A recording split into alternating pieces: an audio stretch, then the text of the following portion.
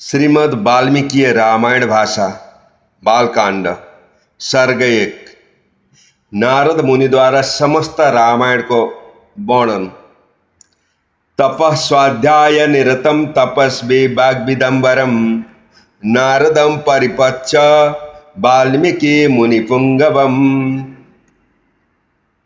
तपस्वी वाल्मीकिले सदा तपस्या र वेदाध्ययन गर्नमा तत्पर रहने, शास्त्र जान्नेमा श्रेष्ठ, मुनिहरूमा सबैभन्दा उत्तम नारदजीलाई सोधे। अहिले यस संसारमा गुणी, सुरो, धर्म जान्ने, कृतज्ञ, उपकारको सट्टामा प्रत्युपकार गर्ने, साँचो कुरा बोल्ने, सबै प्राणीको भलो गर्नमा तत्पर रहने, शास्त्र जान्ने, प्रत्येक काम गर्न सक्ने, अद्वितीय रूपले युक्त भएको, प्रतिज्ञाको पालन गर्ने, असल स्वभावले युक्त भएको, अन्तस्करणलाई बसमा राखेको, रिस जितेको, अर्काको डाहा नगर्ने, युद्धमा रिसाएको बेलामा देवताहरूको मनमा समेत भय उत्पन्न गराउने, यस्तो को मानिस छ? यस्ता पुरुषको बारेमा म सुन्न चाहन्छु अर्थात् जान्न चाहन्छु। यस्ता मानिसको विषयमा जान्नको निम्ति मलाई ठुलो उत्कण्ठा भइरहेको छ। हे मुने, तपाईलाई यस्तो मानिस अवश्य थाहा भएको हुनुपर्छ, कारण तपाईँ समर्थ हुनुहुन्छ। भूत भविष्यत वर्तमान तीनै कालको कुरा जान्ने नारद मुनि वाल्मीकिका यी कुरा सुन्दा प्रसन्न भएर उनको प्रश्नको उत्तरमा भन्न लागे। हे मुने, तपाईले जुन गुणको नाम लिनुभयो ती सबै दुर्लभ छन्, अर्थात् यी गुणले युक्त भएको मानिस विरलै कोटी देखिन्छन्। तसर्थ विचार गरिकन यी गुणले युक्त भएको पुरुष म तपाईलाई बताउने छु। सुन्नुहोस्, यी पुरुष राम नामले जनतामा प्रसिद्ध छन्। इच्छवाकु राजाको कुलमा यिनको जन्म भएको छ।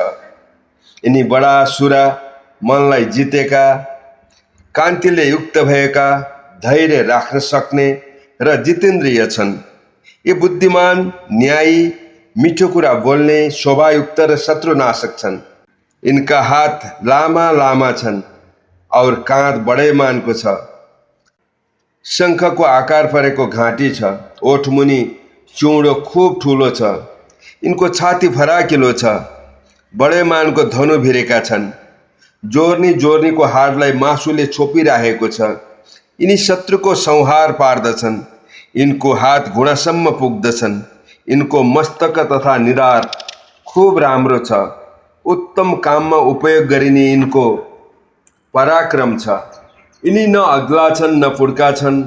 इनका शरीरका हात खुट्टा आदि गरिएका अङ्गहरू जति हुनुपर्छ त्यति नै लामा छोटा छन्।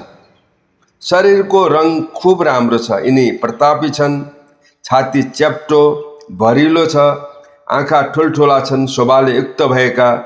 यिनमा अरू अरू उत्तम लक्षण पनि देखिन्छन्। यिनी धर्मको रहस्य जान्दछन्, आफ्नो प्रतिज्ञा पूरा गर्दछन् र सदा प्रजाको कल्याण गर्नमा तत्पर रहन्छन्। यिनी यशस्वी, ज्ञानी, पवित्र, नम्र र चित्तमा उत्पन्न भएको विकारलाई रोक्न सक्दछन्। यी श्रीमान ब्रह्मले झैँ प्रजाको रक्षा गर्दछन् र शत्रुको जरै उखेलिदिन्छन्। यिनी प्राणी मात्रको तथा धर्मको रक्षा गर्नेवाला हुन्। शरणागत क्षणरूपी आफ्नो धर्मको तथा नाता कुटुम्बको यिनी रक्षा गर्दछन्। वेद वेदाङ्गको तत्त्व जान्दछन् र धनुर्वेदमा पनि सिपालु छन्, अर्थात् शास्त्र शस्त्र दुवै विद्यामा प्रवीण छन्। यी सबै शास्त्रको अर्थात् तत्त्वबुद्ध छन्। यिनको स्मरण शक्ति खूब बेस छ। नयाँ कुराको पत्ता लगाउने शक्ति यिनमा देखिन्छ। सबै यिनलाई प्यारो गर्दछन्। यिनको स्वभाव बडो असल छ। निन्याउरो मुख कहिल्यै देखाउनन् र बडा चतुरा छन्। जसरी नदीहरूमा समुद्र गएर मिसिन्छन् त्यसै गरी सज्जनहरू यिनको सेवा गर्न आइराखेका हुन्छन्। यिनी सबैका पूज्य छन्। सबैमाथि एक नाशको दृष्टि राख्दछन् औ सर्वदा हँसिलो मुख लगाएका हुन्छन्, अर्थात् यिनलाई देख्दा कहिले पनि मानिसको मनमा डर लाग्दैन। कौशल्यको आनन्दलाई बढाउने अर्थात् कौशल्यका छोरा यिनी तपाईँले भन्नुभएका सबै गुणले युक्त छन्। गम्भीरपनमा यिनी समुद्र समान र धरतीमा हिमालय पर्वत जस्ता छन्। विष्णु भगवान जत्तिकै पराक्रमी छन्। हेर्दा चन्द्रमा समान राम्रा देखिन्छन्। प्रलयकालको अग्नि समान यिनको रिस छ। क्षमामा पृथ्वी तुल्य छन्। कुबेर समान यिनी दानी छन् र सत्य भाषणमा यिनी साक्षात धर्मका अवतारै छन्। यस प्रकारसँग सबै गुणले युक्त भएका सत्य पराक्रमी दाजुभाइहरूमा सबैभन्दा जेठा उत्तम उत्तम गुणले सुशोभित भएका प्यारा छोरा रामलाई प्रजाको कल्याण गर्नमा तत्पर रहने देखेर महाराज दशरथले प्रजालाई सुखी बनाउने इच्छाले प्रेमपूर्वक युवराज बनाउने इच्छा गरे। रामको अभिषेकको निम्ति सबै सामग्री जोडिन लागेको देखेर रानी कैकेयीले राजासँग वर मागिन्। महाराज दशरथले पहिले नै रानीलाई वर माग्ने अधिकार दिइराखेका थिए। यिनले रामचन्द्रको वनवास र भरतको राज्याभिषेक हुने यी दुई वर मागिन्।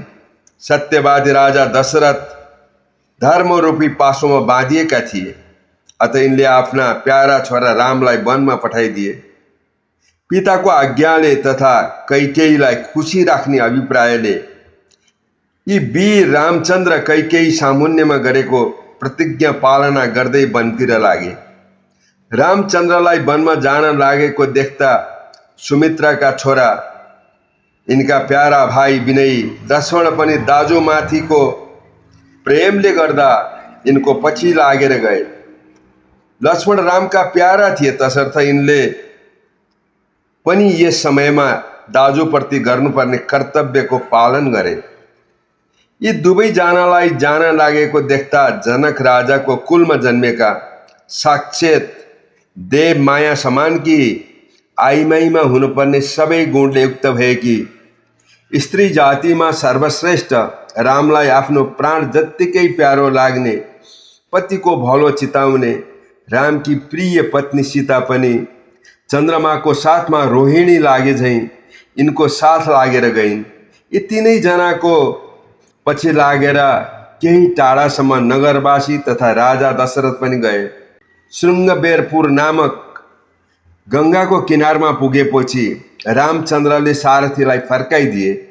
निषादहरूका राजा प्यारा गुहसित यिनले धर्मात्मा रामले भेट गरे। गुहको साथमा लागेर राम लक्ष्मण सीता यी तीनैजना धेरै जल भएको गङ्गा नदी पार गरेर एउटा वनबाट अर्को वनमा आए। भरद्वाजले बताए बमोजिम रामचन्द्र चित्रकूटमा पुगे र त्यही रमणीय कुटी बनाएर तीनैजना वनमा रहन लागे। देवता र गन्धर्व समानका यिनीहरू यहाँ सुखसँग बस्न लागे। राम चित्रकूटमा पुगेपछि पुत्र शोकले दुखित भएका राजा दशरथ हा राम भनेर छोराको लागि विलाप गर्दै स्वर्गतिर लागे। राजा दशरथको मृत्युपछि वशिष्ठ प्रवृत्ति ब्राह्मणहरूले प्रेरणा गर्दा पनि महाबली भरतले राज्यको इच्छा गरेनन्। रामका चरणका सेवक यी वीर भरत दाजुलाई खुसी गराउनका लागि वन गए। वनमा गएर भरतले सत्य पराक्रमी महात्म्य दाजु रामचन्द्रलाई शुद्ध चित्तले फर्कने प्रार्थना गरे। हे धर्म जान्ने दाई, राजा त तपाईँ पो हुनुहुन्छ।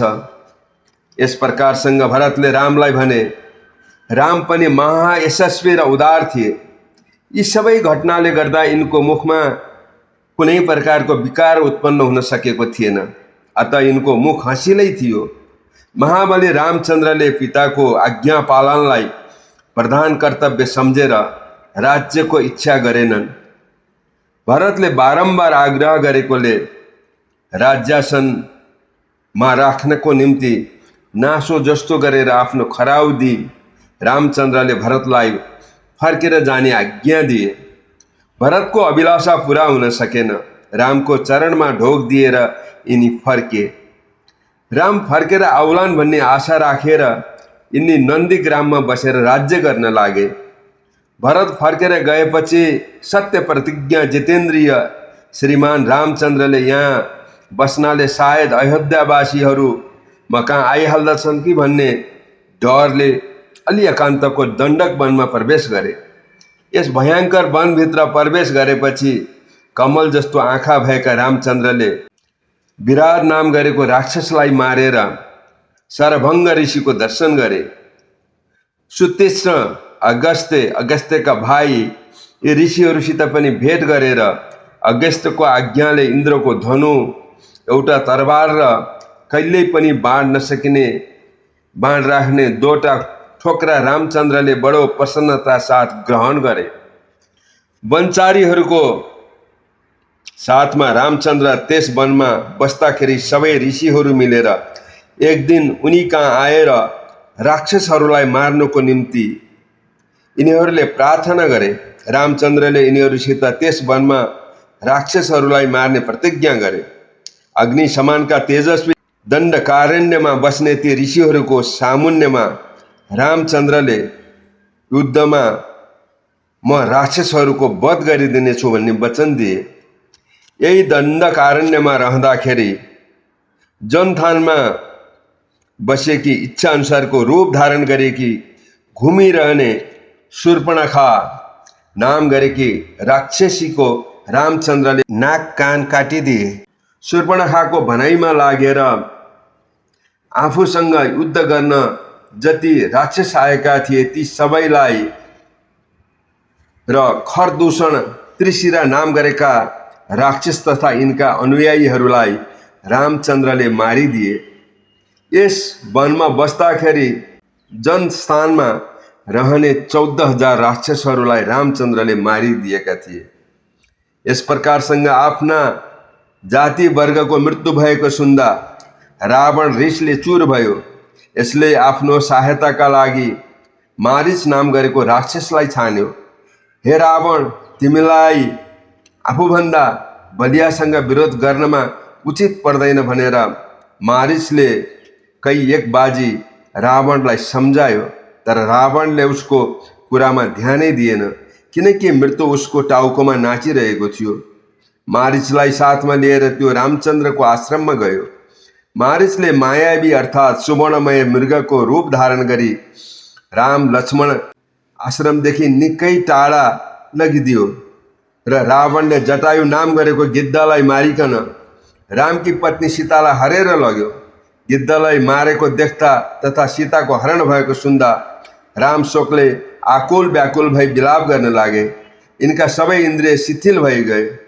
यही व्याकुल अवस्थामा रामले गिद्धको दाह क्रिया गरे। वनमा सीतालाई खोज्दाखेरि यिनले कबन्ध नाम गरेको एउटा राक्षसलाई देखे। यसको रूप बडो विकराल र भयङ्कर थियो। महाबाहु रामचन्द्रले यसलाई मारेर यसको अन्तिम संस्कार गरिदिए र यो राक्षस स्वर्ग गयो। मर्ने बेलामा राक्षसले रामलाई धर्ममा तत्पर रहने, धर्म निपुणमा तपस्विनी सबरी कहाँ जाने सल्लाह दिएको थियो। तसर्थ यी महातेजस्वी शत्रु संहारी रामचन्द्र सबरिनेर गए। दशरथ पुत्र रामचन्द्रको सबरीले राम्रो पूजा गरिन्। पम्पा नाम गरेको तलाउको तीरमा हनुमान नाम गरेको बानरसित यिनको भेट भयो। हनुमानको कुरा मानेर यिनी सुग्रीव भएको ठाउँमा गए। यी महाबलीले आफ्नो भयभरको जम्मै कुरा सुग्रीवलाई सुनाए। पहिलेदेखि भएको जम्मै कुरा, विशेष गरी सीता सम्बन्धी जम्मै कुरा यिनले सुनाए। बानर सुग्रीवले रामचन्द्रका जम्मै कुरा सुनेर अग्निलाई साक्षी राखेर प्रसन्नतापूर्वक यिनीसित मितेरी लगाए। त्यसपछि बानर राज बालीसँग कसरी आफ्नो दुश्मनी हुन गयो यो सब कुरा दुखित भएका सुग्रीवले प्रेमको वशमा परेकोले रामचन्द्रलाई निवेदन गरे। रामचन्द्रले पनि यही बखतमा बालीको वध गर्ने प्रतिज्ञा गरे। सुग्रीवले बालीको बलको वर्णन गरे। सुग्रीवलाई रामको पराक्रममा शङ्का थियो, अर्थात् यिनले बालीलाई मार्न सक्लान् भन्ने उनलाई पत्यार परेको थिएन। रामको बलको परीक्षा गर्ने इच्छाले सुग्रीवले यिनलाई ठुलो पर्वत जस्तो दुन्दुभी बडेमानको शरीर देखाए। महाबाहु महाबली रामचन्द्र त्यो हाडको थुप्रो देख्दा हाँसेर त्यस थुप्रोलाई देब्रे खुट्टाको बुढी औँलाले 40 कोस पर फ्याँकिदिए। फेरि एउटै बाण चलाएर 7वटा तालको रुखलाई छेडिदिए। यो महाबाण नजिकको पहाडलाई छेडेर पातालभित्र घुस्न पुग्यो। सुग्रीवलाई आफ्नो बलको पत्यार पार्नका निम्ति रामले यसो गरेका हुन्। रामको यही काम देख्दा सुग्रीवको मनमा पत्यार पर्यो र मनमा खुसी हुँदै यिनी रामचन्द्रलाई साथमा लिई टिस्कन्दामा आए। त्यसपछि सुनको जस्तो पहेँलो वर्ण भएको सुग्रीव गुफानिर गई गर्जन लागे। ओ भयानक गर्जन सुनेपछि वानरराज बलि पनि आफ्नी स्वास्नी तारालाई सम्झाइ बुझाइकन बाहिर निस्क्यो र सुग्रीवसित लड्न लाग्यो। यही बखतमा एउटै बाण चलाएर रामचन्द्रले उसलाई मारिदिए। सुग्रीवको प्रार्थना स्वीकार गरी रामचन्द्रले बालीलाई युद्धमा मारेर उसको राज्यमा सुग्रीवलाई बसालिदिए। वानरराज सुग्रीवले जम्मै वानरहरूलाई जम्मा गरेर सीतालाई खोज्नको निम्ति उनीहरूलाई चारै दिशातिर पठाए। सम्पाती गिद्धले खबर बताएकोले बलिया हनुमानले 100 योजनसम्म फैलिएको छ्यार समुद्र नागेर रावणद्वारा पालन गरिएको लङ्कापुरीमा प्रवेश गरे र त्यहाँ अशोक वाटिकामा रामको ध्यानमा मग्न भइराखेकी सीतालाई देखे। हनुमानले रामचन्द्रले चिनोका लागि दिएको औँठी देखाए।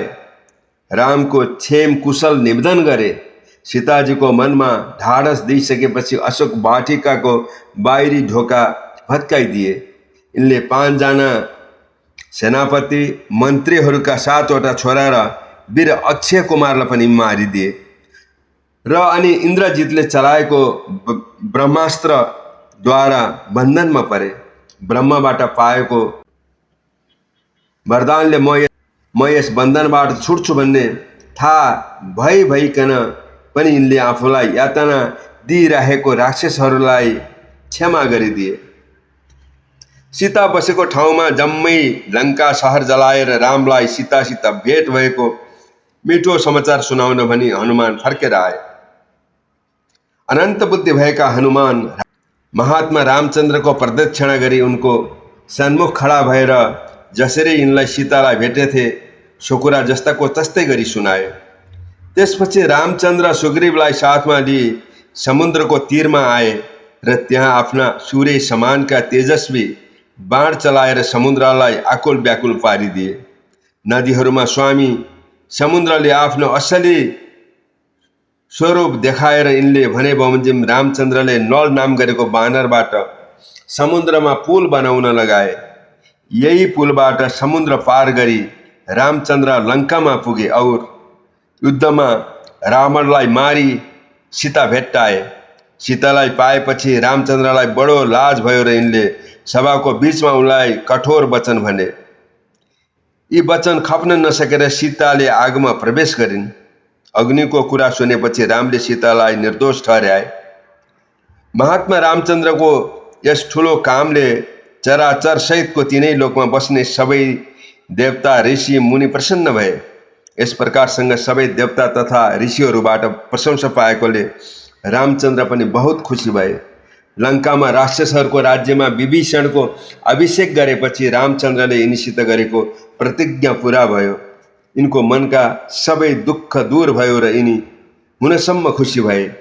देवताहरूबाट वर पाएर तथा मरेका वानरहरूलाई प्राणदान गरेर आफ्ना मित्रहरूको साथमा पुष्पक विमानमा चढी राम अयोध्यातिर रवाना भए। सत्य पराक्रमी रामचन्द्रले भरद्वाजको आश्रममा पुगेपछि हनुमानलाई दूत बनाएर भरत कहाँ पठाए। फेरि सुग्रीवसँग पुराना कुराकानी गर्दै रामचन्द्र पुष्पक विमान चढेर नन्दीग्राममा आइपुगे। पवित्र रामले नन्दीग्राममा आफ्नो र भाइहरूको जटा मिल्काउन लगाए। यस प्रकारसँग सीतालाई फर्काएर रामचन्द्र पुनः राज सिंहासनमा बसे। महाराज रामचन्द्रको राज्यमा सबै तन मनले प्रसन्न रहनेछन्। सबै सन्तुष्ट हृष्टपुष्ट र धर्मात्मा हुनेछन्। कसैलाई पनि कुनै प्रकारको रोग लाग्ने छैन। अकाल पर्ला भन्ने डर पनि हुने छैन। कसैले पनि छोरा मरेको देख्नुपर्ने छैन। आइमाईहरू विधवा हुने छैनन् र सदा पवित्र भएर रहनेछन्। कतै पनि आगोको डर रहने छैन। पानीको बाढी आएर जीवजन्तु मर्लान् भन्ने भय रहने छैन। हावा आँधीदेखि डराउनु पर्ने छैन। ज्वरोको पीडा पनि कसैले भोग्नु पर्ने छैन। भोकभोकै बस्नुपर्ने र डर पनि कतै रहने छैन। सबै सहर र देश धनधान्यले भरिपूर्ण रहनेछन्। सत्ययुगको समयमा जसरी मानिस प्रसन्न रहन्थे त्यसै गरी रामको राज्यमा पनि रहनेछन्। धेरै धेरै सुन खर्च हुने 100वटा अश्वमेध यज्ञ गरेर ब्राह्मणहरूलाई विधिपूर्वक 10,000 करोड गाई दान गरेर तथा बाहुनहरूलाई असङ्ख्य धन दिएर महायशस्वी रामचन्द्रले सैकडौँ राज्यको स्थापना गर्नेछन्। ब्राह्मण, क्षत्रिय, वैश्य, शूद्र यी चारै थरीका मानिसलाई आफ्नो धर्ममा लगाउनेछन्। रामचन्द्र 10,000 र 10,000 अर्थात् 11,000 वर्षसम्म राज्य गरेपछि ब्रह्मलोकमा जानेछन्। यो पवित्र पापलाई नाश गर्ने पुण्य दिने वेद जत्तिकै पूज्य रामको चरित्र जसले पढ्नेछ त्यो सबै प्रकारको पापदेखि मुक्त हुनेछ। यो कथा सुन्नाले आयु बढ्छ। जो मानिस रामायणको नित्य पाठ गर्दछ त्यो यस लोकमा छोरा नाति नोकर चाकरले युक्त भएर रहन्छ र मरेपछि पनि स्वर्गमा जान पाउँछ। बाहुनले यस कथाको पाठ गर्यो भने त्यो सबै वेद वेदाङ्गमा पारङ्गत हुनेछ। क्षत्रियले गर्यो भने राजा हुनेछ। वैश्यले गर्यो भने व्यापारमा सफलता पाउनेछ र शूद्रले गर्यो भने महत्त्व अर्थात् ठुलो हुन पाउनेछ।